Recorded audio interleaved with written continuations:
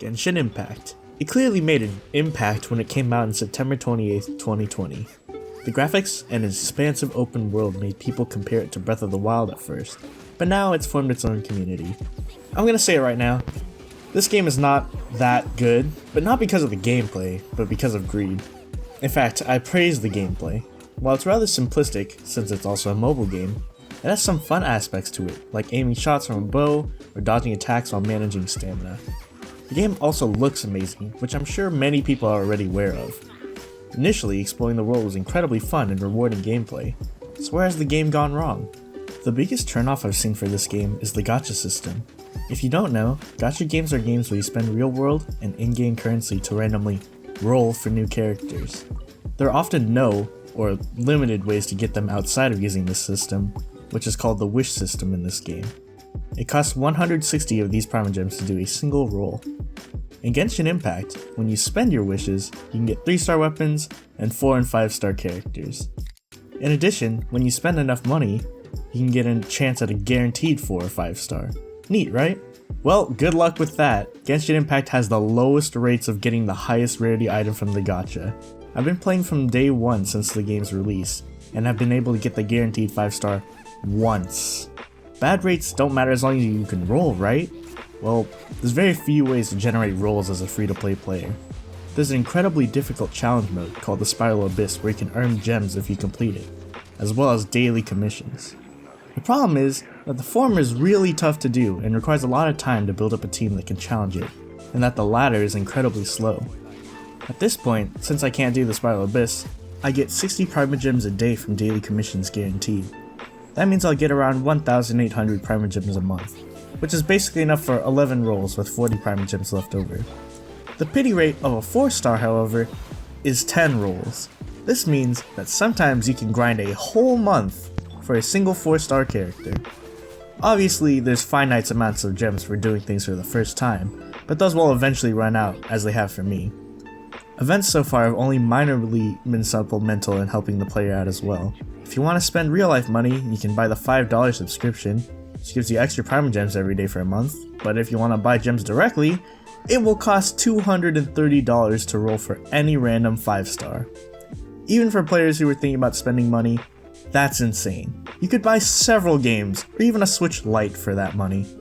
Overall, I can't in good faith recommend a game with this horrible gacha experience. The gacha system is predatory for people who have gambling addictions, and is incredibly sad to see. Even some of the content creators for Genshin have renounced their ways of spending thousands to showcase the characters, because it's that horrible of a practice. But let's say you've been playing for a while and randomly roll into a 5-star. Great, right? Wrong. The new character you get is at level 1, and has to be geared up to actually be usable in the game. Depending on how far into the game the player is, this can mean immense amounts of catch-up. Sounds good, just need to grind for a bit, right? Wrong again! Pretty much everything that goes into upgrading your characters is locked behind a time wall known as original resin. You have to spend it to get the drops of bosses which are used to upgrade your characters. The problem with it is that you only get 180 resin generated over 24 hours. Since it's used at a rate of 20 resin for smaller drops and 40 resin for bosses, that's 9 small dungeon runs or 4 boss runs. In context, at high levels, it's around 10 boss runs to upgrade a single character. Which doesn't sound so bad, but the small dungeons are where they get you. They drop XP which is used to level up characters, but at a tiny rate. This is only multiplied based on the number of characters you want to level up. It's a daunting task to be able to level up new characters you obtain. The community has advised focusing on a single character. I've invested so much into a single character that I can't really afford to invest more resources into another character. I'm sure that you've noticed that the background footage is uncut. It's actually me doing what I do every day. I do my commissions, spend my resin, and then wait for tomorrow. The full footage is just 15 minutes long, and it'd probably be shorter without the loading screens. Point is, there's not much to do. I just log in for 15 minutes and then I'm good for 20 hours. Another gripe with the game I have is the lack of multiplayer content.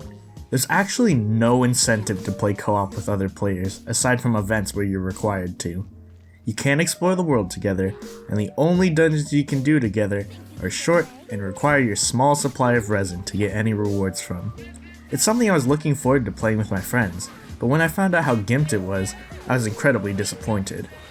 Even adding something like randomly generated dungeons that reward the players with some materials would make me want to get my friends on and play, but as it is, it's just pretty much a solo adventure. I think that these problems could be resolved, and that's where my final point comes out: developer response. I've waited for 1.1 because I feel like the first major update says a lot about a game developer. People have been complaining about resin and the gacha system for ages now, and they even have a channel in their Discord server to complain about resin, and yet their response is to raise the cap of resin from 120 to 160 and introduce condensed resin, which lets you store resin for later. This means that they basically gave us a bigger cup but not more water. You still end up having to wait for a finite 180 resin per day, meaning that the progression is still as slow as ever. They did, however, add some admittedly cool things, but I predict I'll end up burning through it quickly and be back to this boring 20-minute gameplay loop. In addition, it's still ridiculous to attempt to get the 5-star characters, and even in some cases 4-star characters. The developer is more concerned with adding some small quality of life changes rather than address problems that the community actually has with the game, and that makes me sad. I don't recommend this game, and if you insist anyway, then please don't spend money on it. I don't want anyone who watches this video to support gacha systems in games, alright? As a final note, I'll have a pinned comment if any of this changes. Alright, I'll see you guys next time.